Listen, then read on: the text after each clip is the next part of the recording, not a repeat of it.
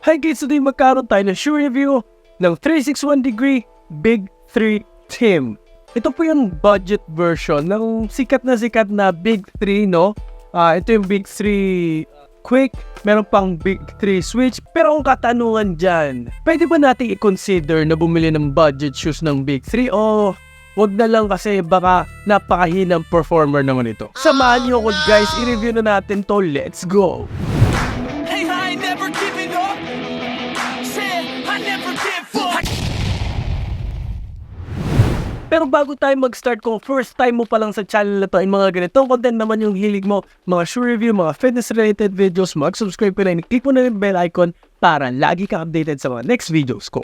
Nagulat ako, no? Kasi napapansin ko, itong 361°, lagi na silang gumagawa ng parang budget version ng kanilang mga mainline shoes. No, katulad nitong Big 3, no, merong Big 3 Team, pati yung dati, meron akong review ng Lava, more affordable version nga.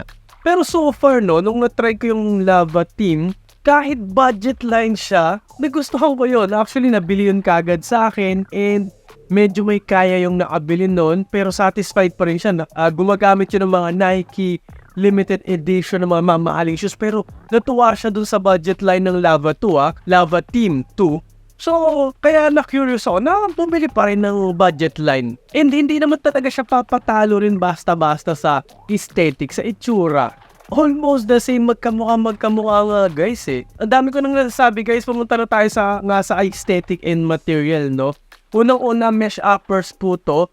Pero guys, no, nagulat ako kasi pan-check ko nga kanina, meron na rin silang leather version. So may option na kayo, magme-mesh ba kayo o magle-leather version. Syempre, mas konting mahal yon. Ang kagandahan nun is mas durable, mas maganda tignan, mas merong support. Ang downside nun is hindi yun kasing breathable nito. Kasi mesh to, breathable, nag-expand pa ng konti. So yung fit nito kahit pa paano mas comfortable. Parang kahit mesh to, nag-work siya sa akin yung itsura niya.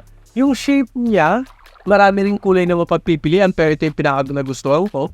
Low cut, mid cut pa po siya. Gumamit po ng quick foam light. And ang ano rin nila, ang outsole is Rubestech outsole. So yun yung mga technology. Meron ding parang usual na number 3 na logo ng Big 3, ayan, na nagiging ang parang pang lateral containment, no, nakakatulong din sa support.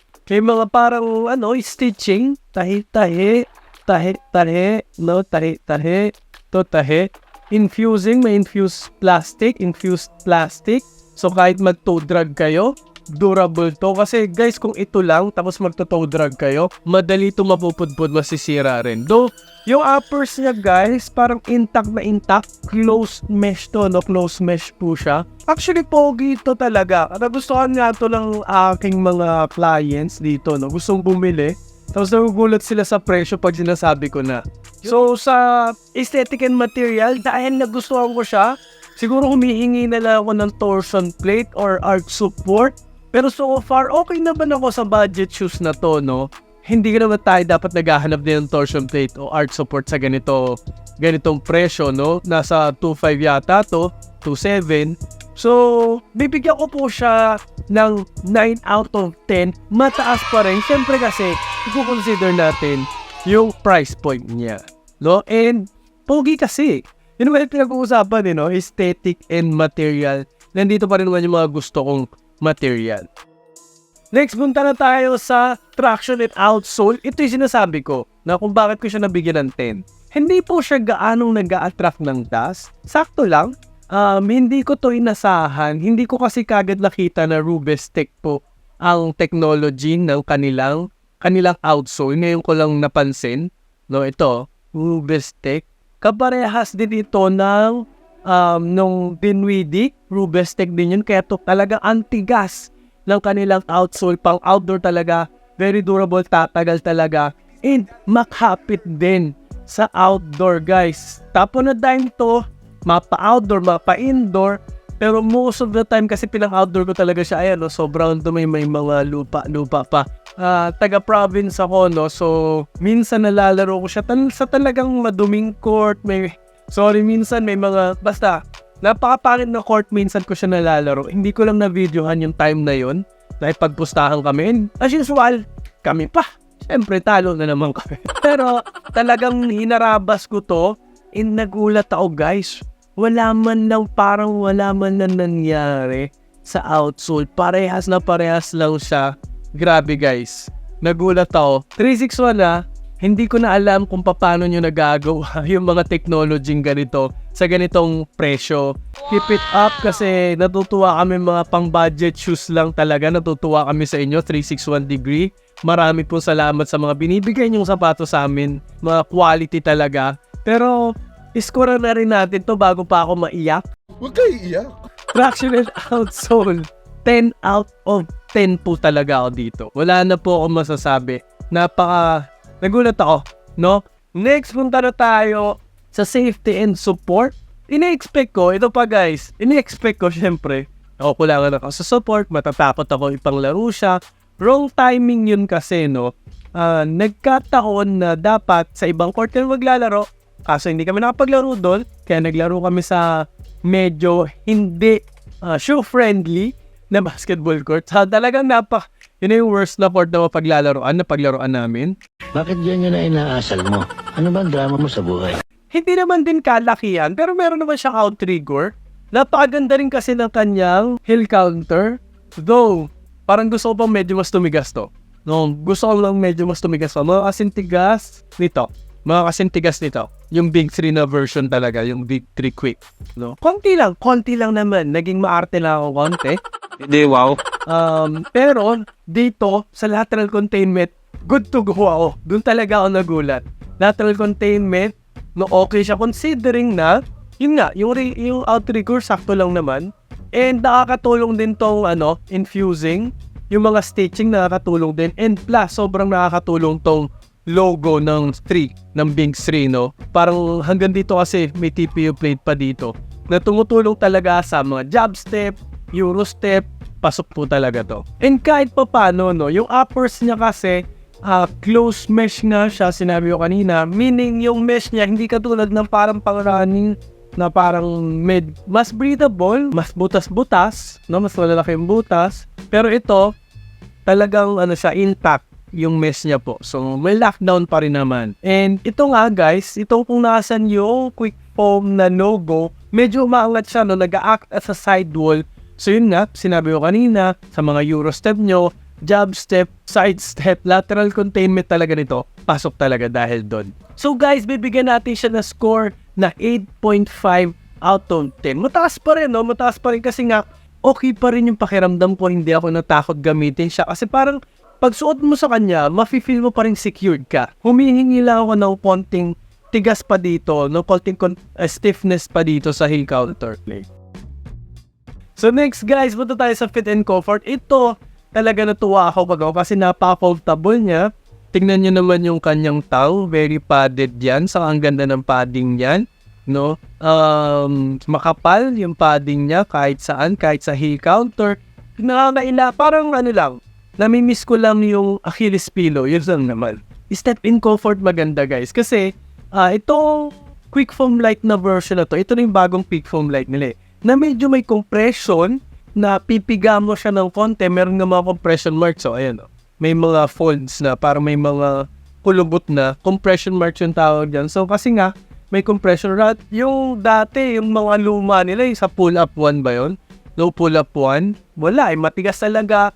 Kahit ipang lakad-lakad, pamorma, papunta sa mall, no, other sports, okay siya kasi, yun nga rin, isa rin na factor is low cut siya, mobile yung ankle mo, mesh, so comfortable talaga sa all throughout kasi mesh siya, malambot sa loob, maraming forefoot flex, no, sobrang forefoot flex ito, parang running siya almost.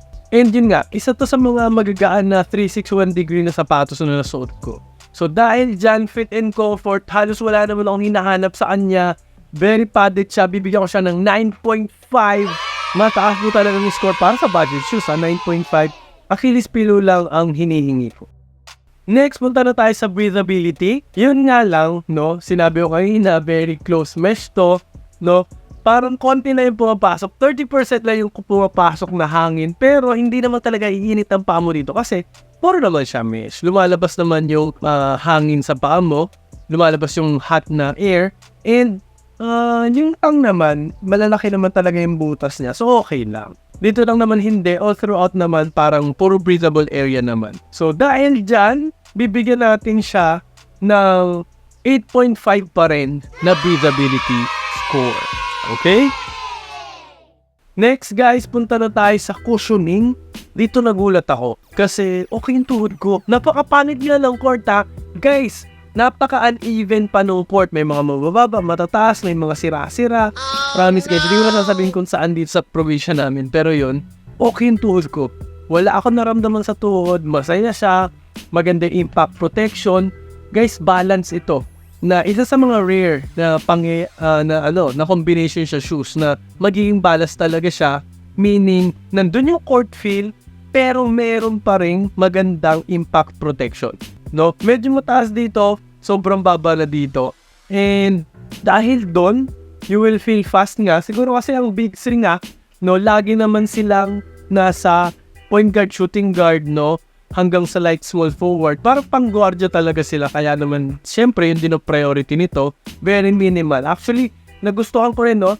Kaya rin mataas ang binigay kong score pala dito sa aesthetic and material, ha? Very minimal na shoes. Parang nag-improve talaga yung quick foam light na bago ngayon. So, dahil dyan, natutuwa talaga ako sobra sa kanila na lumakas ang loob ko kahit bumili ako ng quick foam light. Parang mapiperfect ko na to halos yung pag-score dito, no? Bibigyan ko po siya ng 9 out of 10 kasi it gets the job done.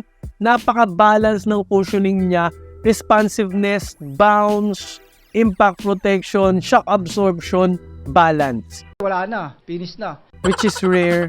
Kaya lang hindi ko na perfect kasi syempre hindi gaano yung bounce kasi nga walang torsion plate, no? Pero may konti naman, nandun pa rin. So next, punta na tayo sa price tag. Last part na po tayo. Siyempre, halatang-halata naman na. Alam niyo naman na siguro ang i-score ko dito. No? Mula kanina pa sinasabi ko na kung gaano ka worth it, gaano ka sulit ito. Hindi na natin patatagalin. 10 out of 10 po talaga ito. Parang gusto ko rin, dahil nagandaan ako dito, parang gusto ko rin bilhin yung leather version niya. No? Gusto ko rin i-try, gusto ko rin i-review. Napakasulit, ma-recommend ko talaga sa mga gwardiya, or kahit pa sa mga ibang sports, volleyball players, badminton, talon kayo ng talon, kailangan nyo ng maganda impact protection na shoes, na balance, madandun pa rin yung responsiveness, you will feel quick pa rin. Ito po yun, bagay na bagay po sa inyo. And kung on a budget kayo, syempre, no, yun talaga yung pinaka-market nito Napakamura po niya, nasa 2,725 po siya ngayon. Huwag kayo mag-alala, maglalagay ako ng link dyan sa baba. I-click nyo lang yan. Marami pa pong kulay. Hindi po ako mapapahiya sa ganda nito at quality. Pero guys, kung gusto nyo pa rin ng main version, kung gusto nyo i-try itong Big 3 Quick, nung maglalagay ako dito, and yung lumang Big 3, ilalagay ko po dito para mapanood nyo. And para makasubscribe po agad kayo, pindutin nyo po yung bilog dito para makasubscribe po agad kayo. And para lagi kayo updated sa mga next videos ko. Marami po salamat sa panonood. Mag-ingat po kayo palagi, and lagi nyo rin pong tatandaan to always drink your protein. Bye!